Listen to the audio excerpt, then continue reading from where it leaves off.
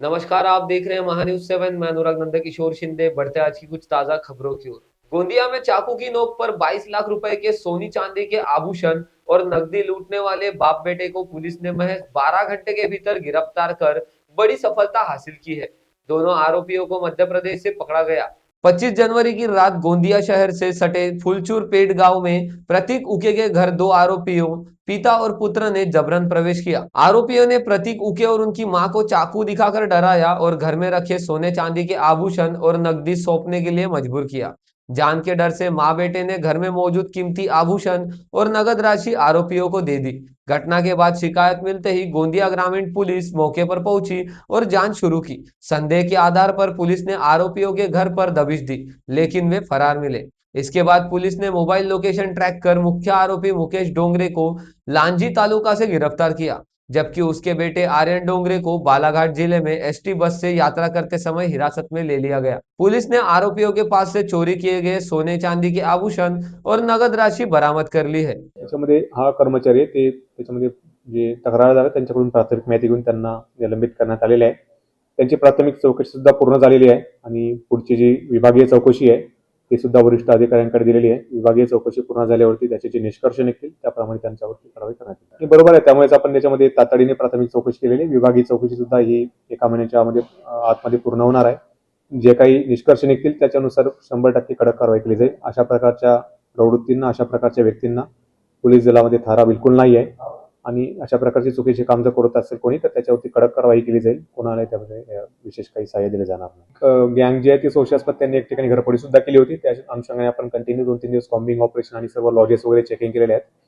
त्यानंतर त्यांचं लोकेशन तर कोणी मिळालं नाही परत, परंतु त्यांनी ज्या ठिकाणी घरफोडी केली आहे तिथले आपल्याला काही चान्स फिंगरप्रिंट्स वगैरे मिळाले आहेत. त्या फिंगरप्रिंट्स आपण ट्रेस करत आहोत आणि त्या घरफोडीचा तपास करण्याचा आपण प्रयत्न करत आहोत. ऍक्च्युली हा जबरी चोरीचा प्रकार आहे. दिनांक 26/1/2026 रोजी गोंदिया ग्रामीण पोलीस स्टेशन अंतर्गत सेलटॉक्स कॉलनी येथे रात्री 12:30 वाजता एक जबरी चोरीचा प्रकार घडला होता. याच्यामध्ये फिर्यादी प्रतीक उईके आपल्या आईसोबत राहतात आणि रात्री 12:30 वाजता त्यांच्या घराचा दरवाजा नॉक करून 2 व्यक्ती ज्यांनी चेहऱ्यावरती मास्क बांधला होता ते जबरदस्ती घरामध्ये आत शिरले आणि त्यांना मारहाण करून त्यांना चाकूचा दाग दाखवून हातपाय बांधून त्यांनी घरातून जवळपास 139 ग्रॅम सोन्याचे दागिने, 438 ग्राम चांदीचे दागिने आणि 28,000 रुपये रोख असा एकूण जवळपास 20,96,000 रुपयाचा मुद्देमाल जो आहे तो जबरी चोरी करून नेला होता.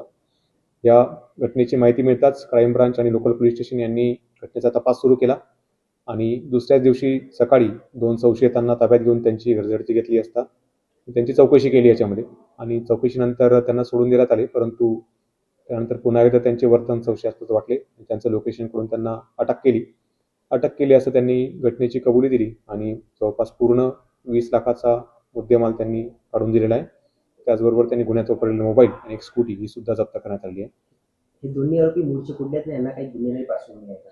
दोन्ही आरोपी काही वर्षांपूर्वी छत्तीसगड येथून गोंदियामध्ये स्थायिक झाले असे समजून येत आहे. आपल्या लोकल तर त्यांचे काही क्राईम रेकॉर्ड दिसून येत नाहीये, परंतु त्यांचे फिंगरप्रिंट्स वगैरे आम्ही काल घेतलेले आहे.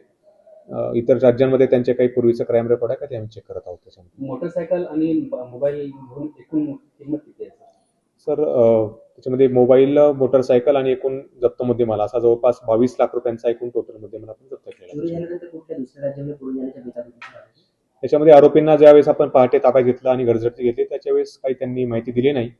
त्यानंतर आपण काही वेळ चौकशी करून त्यांना परत सोडून दिले. त्यानंतर काही वेळाने आपली टीम त्यांच्या घरी पुन्हा एकदा चौकशी करण्यासाठी गेली असता त्यांच्या घरी लॉक लावलेले मिळून आले होते.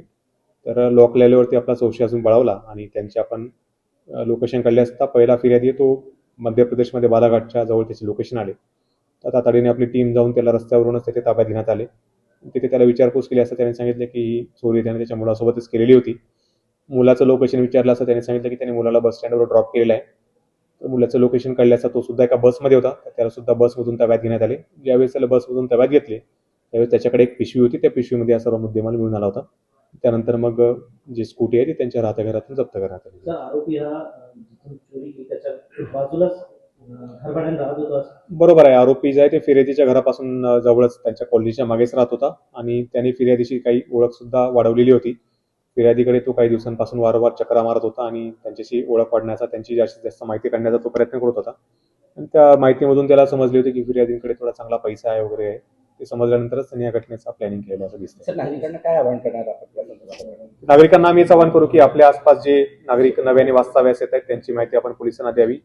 त्याचबरोबर आपल्या घरामधील जे काही महत्त्वाची माहिती, संवेदनशील माहिती ती बाहेरच्या अनोळखी व्यक्तींना देऊ नये. जर कोणी संशयास्पद वर्तन करत असेल तर ते तातडीने पोलिसांना त्याची माहिती दिली पाहिजे. त्यांचे बॅकग्राऊंड वगैरे आम्ही चेक करू त्याच्यामध्ये. पुलिस जांच में सामने आया है कि आरोपी बाप बेटे शिकायतकर्ता के पड़ोस में ही रहते थे और घर की पूरी जानकारी होने के कारण उन्होंने इस वारदात को अंजाम दिया। पुलिस ने नागरिकों से अपील की है कि वे अपने घर और निजी जानकारी किसी के साथ साझा करते समय सतर्क रहे। गोंदिया से अभिषेक भटनागर की रिपोर्ट, महान्यूज 7।